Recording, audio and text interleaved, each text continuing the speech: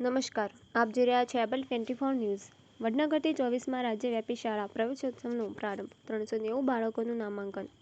મહેસાણા જિલ્લાના વડનગર સ્થિત ઐતિહાસિક BN હાઈસ્કૂલ ખાતે મુખ્યમંત્રી શ્રી ભૂપેન્દ્ર પટેલે 24માં રાજ્યવ્યાપી શાળા પ્રવેશોત્સવનો પ્રારંભ કરાવ્યો હતો। વડાપ્રધાન શ્રી નરેન્દ્ર મોદીએ શિક્ષણ મેળવેલી આ શાળામાં યોજાયેલા કાર્યક્રમ દરમિયાન 390 જેટલા બાળકોનું શાળામાં નામાંકન કરાવવામાં આવ્યું હતું।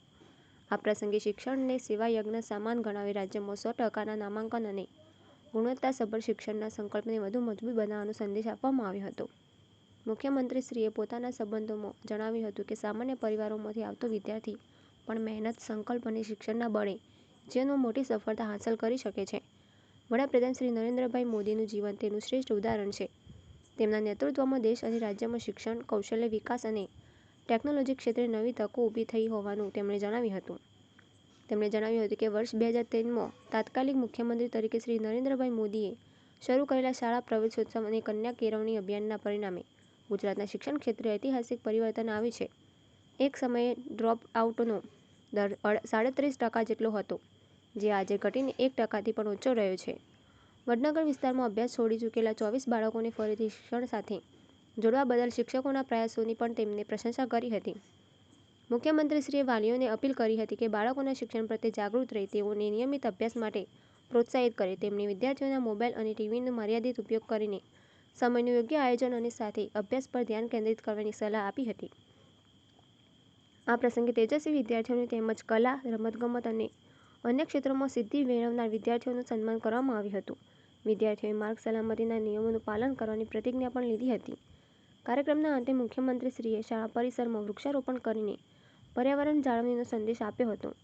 કાર્યક્રમમાં જનપ્રતિનિધિઓ, જિલ્લા વહીવટી તંત્રના અધિકારીઓ, શિક્ષકો, વાલીઓ અને મોટી સંખ્યામાં વિદ્યાર્થીઓ ઉપસ્થિત રહ્યા હતા। અહેવાલ Ranjitsinh Thakur, able 24 news, Vadnagar.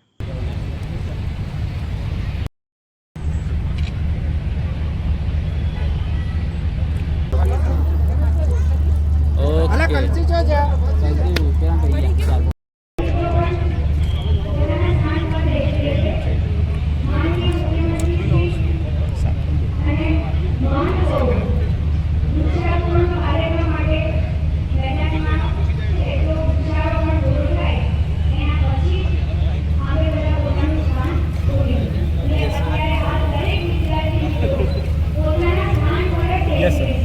Sir. Yes.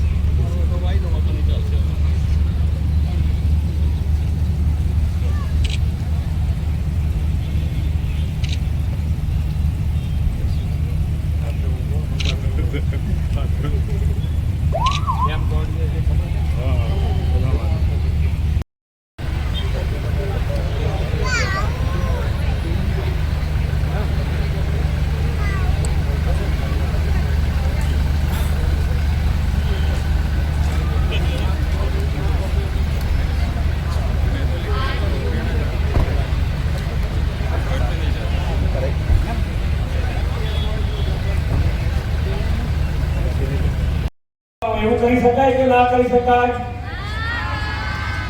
અહીંયા બોલો તો પછી મમ્મી પપ્પાને કાઢતા નથી તમે લોકો, એમાં મમ્મી તો બિલકુલ ના કાઢે, પપ્પાને તો થોડું કે સાંભળે કે ભાઈ આ ચલો, પણ ભણતર વખતે આ બધી જ વસ્તુ એ સમય મર્યાદા નક્કી કરીને કરશો તો તમારું ભવિષ્ય ખૂબ સારું ઉજ્જવળ બનશે। અને આજે જ્યારે જે વ્યક્તિત્વ આપણને મળ્યું છે એનો લાભ લઈને જે વિકસિત ભારતનો સંકલ્પ માન્ય વડાપ્રધાનશ્રીએ કર્યો છે એ સંકલ્પને પૂરો કરવા માટે આપ સૌનું યોગદાન એની અંદર રહેવાનું છે। તો આપણે સૌ સાથે મળી અને આગળ વધીએ। આજે શાળા પ્રવેશ મેળવનાર બાળકો ને ખૂબ ખૂબ અભિનંદન સાથે શુભેચ્છાઓ પાઠવું છું। આ પ્રવેશ મેળવનાર બાળકો પણ વિકસિત ભારતના સૂત્રધાર બને એ જ વિશ્વાસ સાથે વિરમું છું। ભારત માતા કી જય, વંદે માતરમ, જય જય ગણેશ।